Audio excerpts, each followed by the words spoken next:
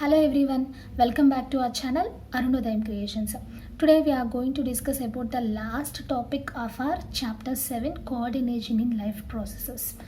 Last topic గురించి discuss చేసుకోబోతున్నాం, that is fate of digested substances. Digest అయిపోయిన substances next ఏమవుతాయి అనేది తెలుసుకోబోతున్నాం. First, what is the fate of digested substances that move into blood from the intestine దగ్గర నుంచి ఏమైంది, స్మాల్ ఇంటెస్టైన్ దగ్గర through villi these digested substances get absorbed into బ్లడ్లోకి absorb అవుతాయని చెప్పు. వాట్ హ్యాపెన్స్ నెక్స్ట్ ఏమవుతుంది అంటే, from blood this digested food material will be supplied to each and every cell of our body. మన బాడీలో ఉన్న ప్రతి సెల్కి కూడా ఈ డైజెస్టెడ్ ఫుడ్ బ్లడ్ ద్వారా సప్లై అవుతుంది, సెల్స్కి వెళ్తుంది అనమాట. సో ఎక్కడికి వెళ్తాయి ఇవి? సెల్స్కి వెళ్తాయి. సెల్స్కి వెళ్ళగానే మనకి ఎనర్జీ వచ్చేస్తుందా? నో, రాదు. ఏమవ్వాలి?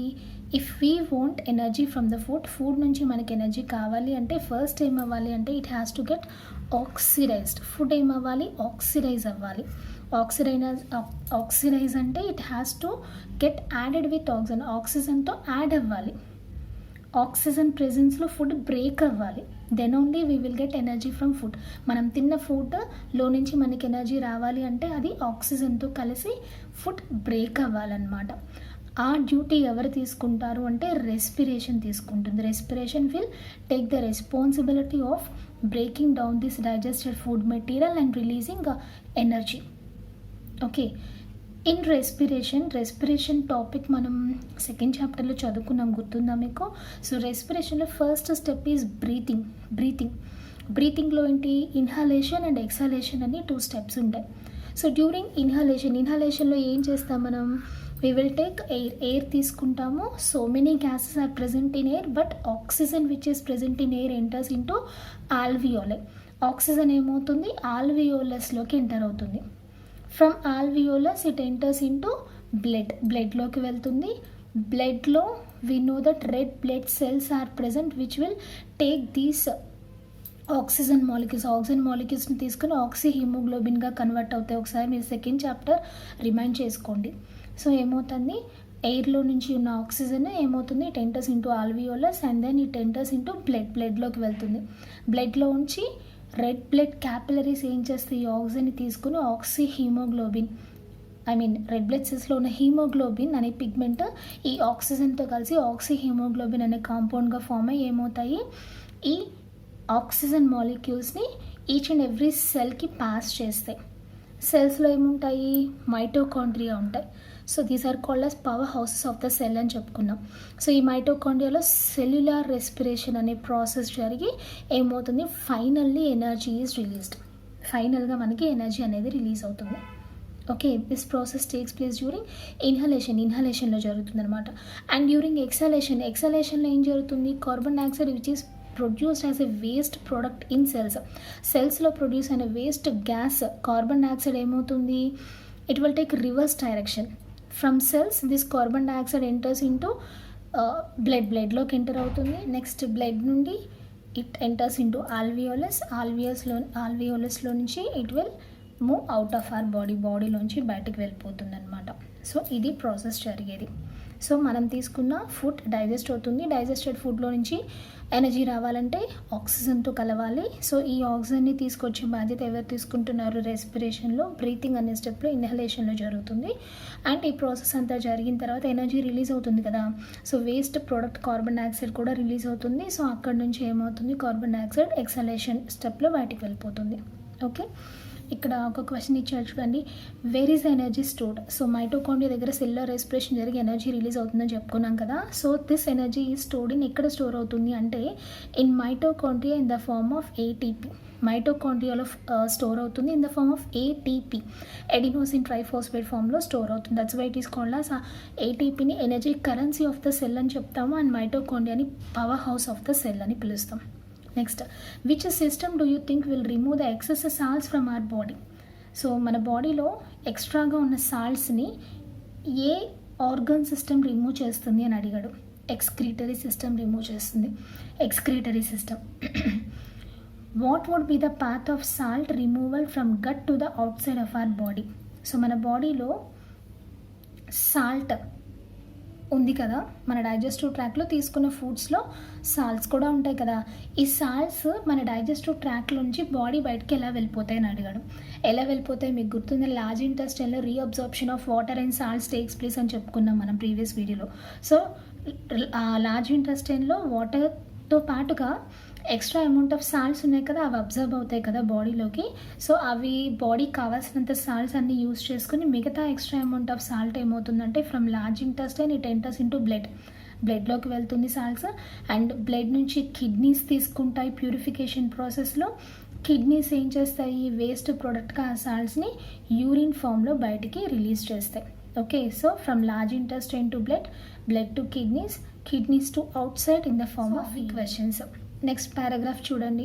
During respiration we breathe continuously by inhaling and exhaling air. So మనం బ్రీతింగ్లో ఏం చేస్తాం, ఇన్హలేషన్ అండ్ ఎక్సలేషన్ కంటిన్యూస్గా చేస్తూ ఉంటాము. And it is an involuntary process, అంటే మన కాన్షియస్తో సంబంధం లేకుండా ఇన్వాలంటరీగా జరుగుతుంది, అంటే ఆటోమేటిక్గా జరుగుతూ ఉంటుంది మన బాడీలో బ్రీతింగ్ అనే ప్రాసెస్.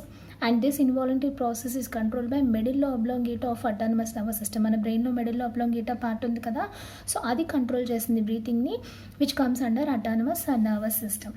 నెక్స్ట్, ఇది ఆల్రెడీ చెప్పుకున్న పాయింటే, ఎయిర్లో ఉన్న ఆక్సిజన్ ఏమవుతుంది, during inhalation it enters into our లంగ్స్లోకి ఎంటర్ అవుతుంది.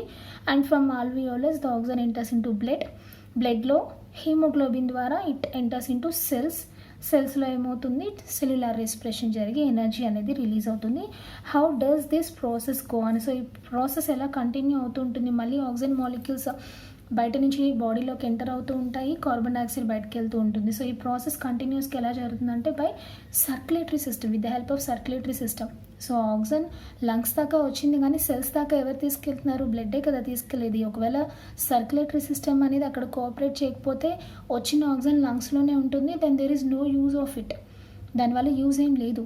సెల్స్ దగ్గర ఉన్న ఫుడ్ మెటీరియల్ని ఆక్సిడైజ్ చేసి ఎనర్జీ రిలీజ్ చేయడానికి ఆక్సిజన్ మాలిక్యూల్స్ అవైలబుల్గా ఉండవు, దే ఆర్ ప్రెజెంట్ ఇన్ లంగ్స్లో ఉంటే ఇంకేం ఉపయోగం.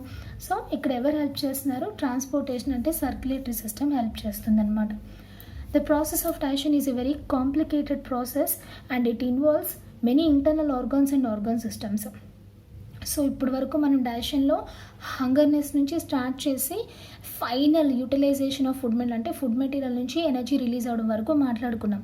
సో ఇప్పటి వరకు this process very very complex process. మనం ప్రతి పార్ట్ దగ్గర ఏమేం జరుగుతుందో చదువుకున్నాం కదా, మౌత్ దగ్గర ఈసోఫేగస్, స్టొమక్, ఇంటెస్టైన్ అన్నీ చదువుకున్నాం. So it is a very complex process, involves coordination of other organs and organ systems. So ఇది డైజెషన్కి సంబంధించిన ప్రాసెస్ కదా. సో దీంతో పాటు మనకి వేరే ఆర్గన్ సిస్టమ్స్ కూడా ఏం జరుగుతున్నాయి, ఇక్కడ కోఆపరేషన్ చేస్తున్నాయి, కోఆర్డినేషన్ చేస్తున్నాయి డైజెషన్కి. అవునా, పెరిస్టాల్సిస్కి మస్కులర్ సిస్టమ్ హెల్ప్ చేస్తుంది. ఈ ప్రాసెస్ అన్నీ జరగాలంటే నర్వస్ సిస్టమ్ హెల్ప్ చేస్తుంది డైజెషన్ దగ్గర. ఇంకా ఇప్పుడే మనం ట్రాన్స్పోర్టేషన్ సిస్టమ్ హెల్ప్ చేస్తుందని చెప్పుకున్నాం. డైజెషన్ తర్వాత రెస్పిరేషన్ హెల్ప్ చేస్తుందని చెప్పుకున్నాం ఎనర్జీ రిలీజ్ అవ్వడానికి. సో ఇన్ని ప్రాసెస్ అన్నీ కలిసి కోఆపరేషన్ చేస్తుంది అనమాట డైజెషన్కి. Okay, digestion occurs in food canal. Digestion food tract అంటే ఆలిమెంటరీ కెనాల్లో జరిగినా సరే రెస్పిరేషన్, ట్రాన్స్పోర్టేషన్ ఇవన్నీ కూడా హెల్ప్ చేస్తాయి. If these process are absent, ఒకవేళ ఈ రెస్పిరేషన్ ప్రాసెస్ కానీ ట్రాన్స్పోర్టేషన్ ప్రాసెస్ కానీ ఏవి జరగకపోయినా ఏమవుతుంది, this process will not takes place. అంటే ఎనర్జీ రిలీజింగ్ ప్రాసెస్, ఫుడ్ నుంచి ఎనర్జీ రిలీజ్ అయ్యే ప్రాసెస్ అనేది స్టాప్ అయిపోతుంది. ఎనర్జీ లేకపోతే how can a living organism survive? ఈ లివింగ్ ఆర్గానిజం ఎలా సర్వైవ్ అవ్వగలదు? లివింగ్ ఆర్గానిజం లోపల చాలా ఫంక్షన్స్ జరుగుతాయని చెప్పుకున్నాం మనం. Excretion, transportation, digestion, respiration, reproduction, ఇవన్నీ ఈ ప్రాసెస్ అన్నిటికీ ఏం కావాలి, ఎనర్జీ కావాలి. సో ఇక్కడ ఈ ప్రాసెస్ ఎనర్జీ రిలీజింగ్ ప్రాసెస్ అనేది జరగకపోతే ఏమవుతుంది, ఆటోమేటికల్లీ బాడీలో ఉన్న మిగతా సిస్టమ్స్ అన్నీ కూడా షట్ డౌన్ అయిపోతాయి, మిగతా సిస్టమ్స్ అన్నీ కూడా ఆగిపోతాయి. Then the living organism can not survive, it will die, చనిపోతుంది. That is about our topic, coordination in life process. So డైజెషన్ని ఎగ్జాంపుల్గా తీసుకొని మాట్లాడుకున్నాం. సేమ్ ఇదే రెస్పిరేషన్ కానీ ట్రాన్స్పోర్టేషన్ కానీ ఏ ఆర్గన్ సిస్టమ్ని తీసుకున్నా సరే అది వర్క్ అవ్వాలి అంటే మిగతా సిస్టమ్స్ హెల్ప్ తీసుకుంటూనే జరుగుతుందన్నమాట. Okay, that is about coordination in life processes chapter. So మీకు ఈ చాప్టర్ అర్థమైందని అనుకుంటున్నాను. ఏమైనా డౌట్స్ ఉంటే నాకు కమెంట్ సెక్షన్లో తెలియచేయండి. Thank you so much for watching. జై హింద్.